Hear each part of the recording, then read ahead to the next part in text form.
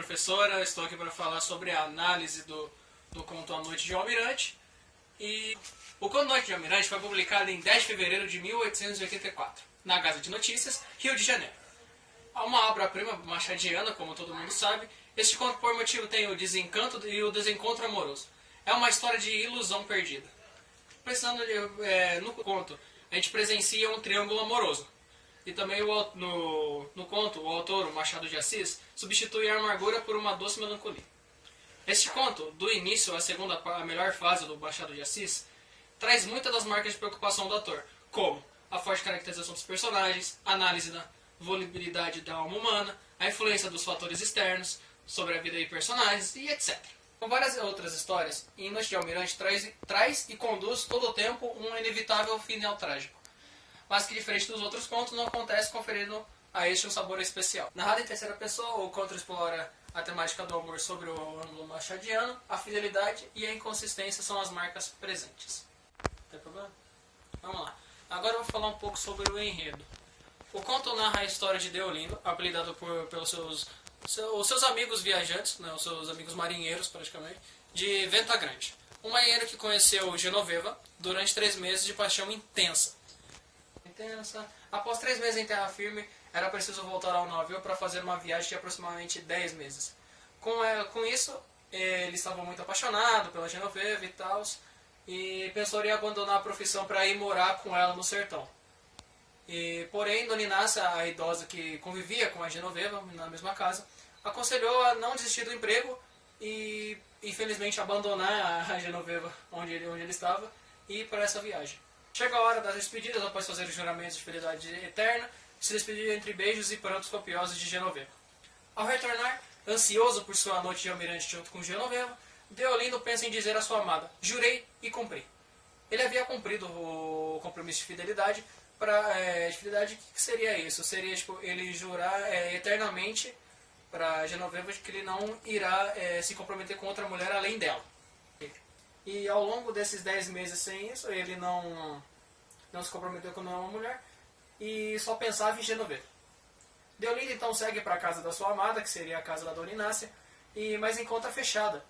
Quem lhe diz o novo endereço da moça é a velha Inácia, que entra na porta assim e explica toda a situação que estava acontecendo. Já antes dele, a menina estava com a cabeça virada, ele havia conhecido um mascate, que é José Diogo, Inácia recomenda-lhe prudência, mas ele já não ouve, ele queria mesmo conversar com a Genoveva. Deolindo chega à nova casa de Genoveva, que recebe de maneira cordial, sem intimidade. A sua explicação para a mudança é simples: o coração mudará. Deolindo lembra-lhe a promessa, mas ela diz que as coisas aconteceram durante aquele período.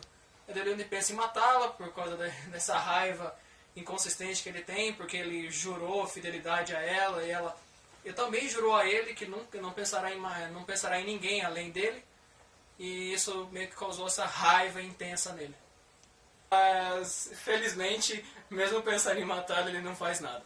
Além de entregar os presentes que ele trouxeram com ele, que foi praticamente uns brincos, Deolindo ainda alimenta a esperança de tê-la de volta, mas acaba indo embora após contar uma história de viagem.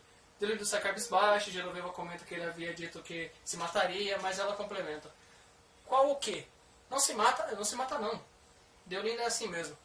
Diz as coisas, mas não faz. Deolindo retorna ao seu barco, mas não tem coragem de revelar como havia sido a sua noite de almirante.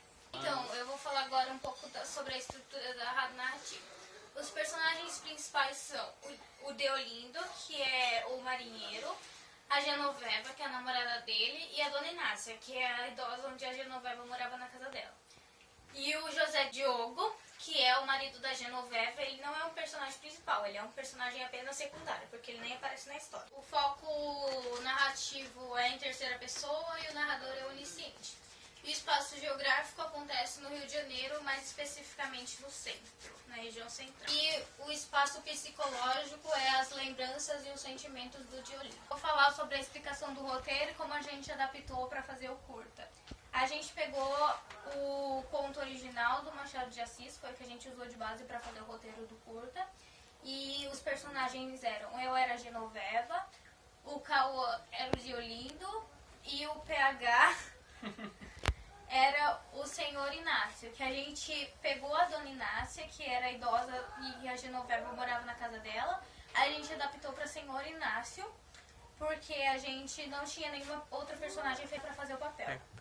Então a gente colocou como senhor Inácio para ele conseguir fazer o papel da dona Inácia. E a gente, aquela vizinha que aparecia na hora dos brincos, que a Genoveva ganhava do Deolindo, a gente retirou ela do curta, por causa que a gente também não tinha nenhuma outra personagem feminina para fazer a vizinha. Então a gente retirou ela do curta.